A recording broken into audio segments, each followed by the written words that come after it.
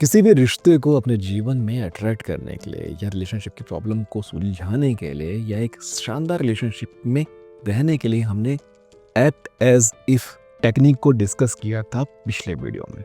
उस वीडियो में मैंने बहुत ही गहराई से समझाया है कि एक्ट एज इफ टेक्निक को कहाँ कहाँ कैसे कैसे लगा सकते हैं, न केवल रिलेशनशिप में बल्कि फाइनेंशियल गोल, हेल्थ या लाइफ के किसी भी एक्सपेक्ट में हम इसका इस्तेमाल आराम से कर सकते हैं।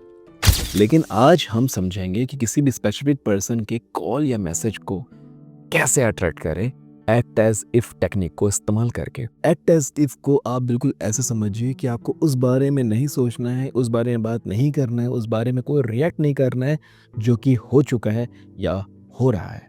आपको हमेशा उस भाव में रहना है जो कि होना चाहिए। समझ पा रहे हो?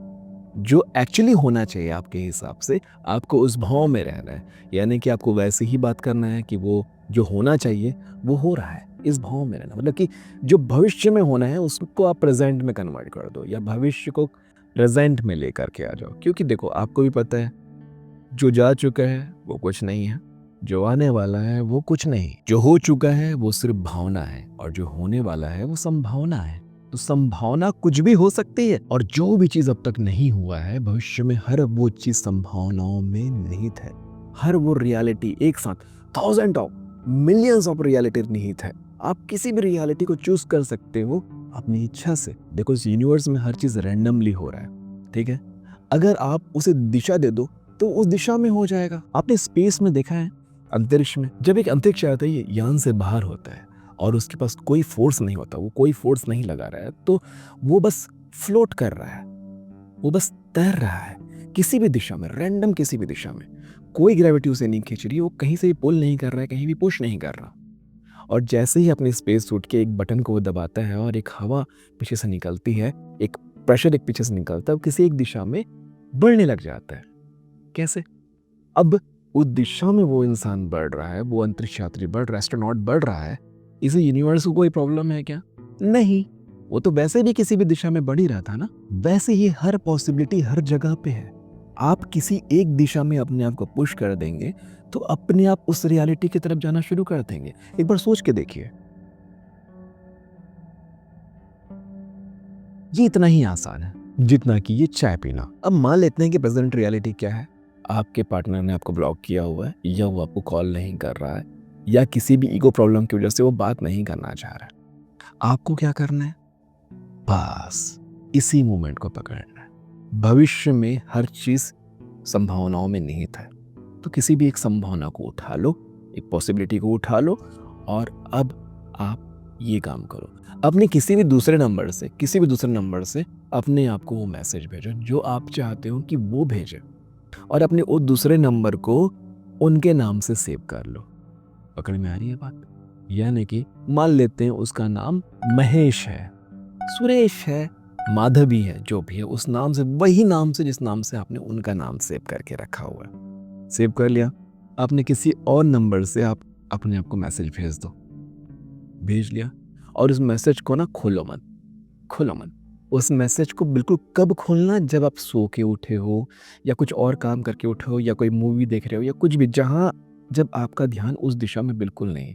और जब आप अचानक से उस मैसेज को देखोगे तो आपको पहला थॉट क्या आएगा?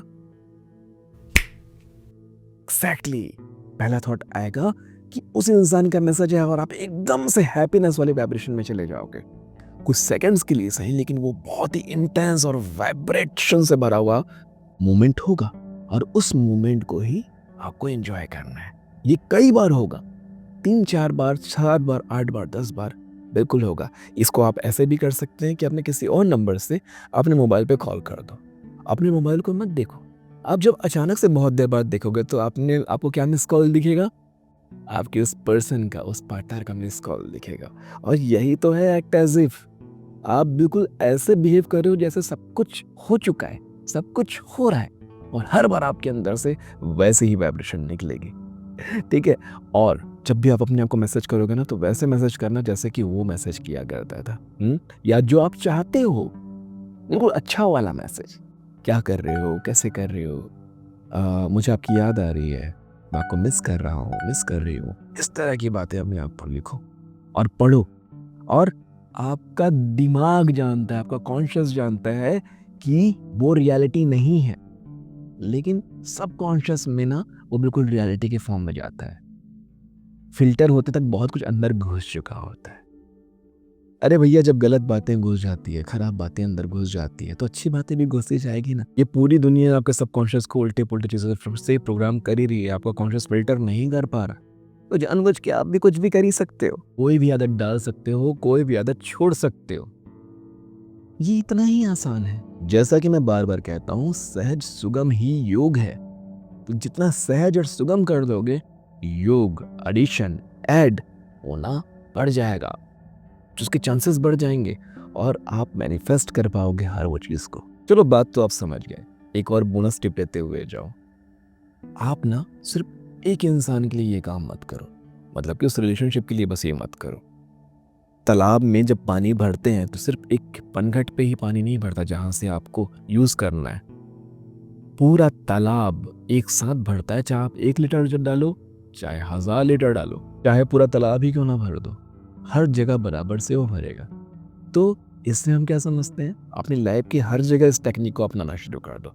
इससे आपकी शक्ति बढ़नी शुरू हो जाएगी, और शक्ति बढ़ेगा तो उस चीज में एफर्ट आपका कम हो जाएगा। समझ पा रहे हो? अगर हर जगह से आप शक्तिशाली होगे तो किसी एक दिशा में एफर्ट लगाना आपके लिए बहुत एफर्टलेस हो जाएगा, सुगम और सहज हो जाएगा, और इसलिए योग बहुत आसानी से होना शुरू हो जाएगा। और देखो यार, पूरे दिन आपको इसमें बने नहीं रहना है, परेशान होते नहीं रहना है, क्योंकि जैसा कि मैंने बताया, जब आप कहीं और काम पे लग जाओगे, कहीं और बिजी हो जाओगे और अचानक से अपने सेल फोन को देखोगे, तो आपका पहला इंटेंस थॉट क्या आएगा कि उसका मैसेज आया हुआ है। और ऐसा करने से ही वाइब्रेशन फैलेगी और इसी वाइब्रेशन का प्रभाव आपके जीवन में आएगा, और वो इंसान, वो पर्सन आपको वैसे ही वापस मिल जाएगा। तो आशा करता हूँ ये वीडियो भी, ये अध्याय भी आपको बहुत अच्छे से समझ में आ गया होगा। आप वो हर कोशिश कर सकते हैं, हर वो चीज कर सकते हैं जो उस दिशा में आपको आगे बढ़ाएगा, लेकिन डेस्परेट नहीं होना है। सहज सुगम ही योग है, तो सहज और सुगम होके करिए, आसानी से होगा। मिलते हैं आने वाले अध्यायों में, तब तक के लिए नमस्ते है जी।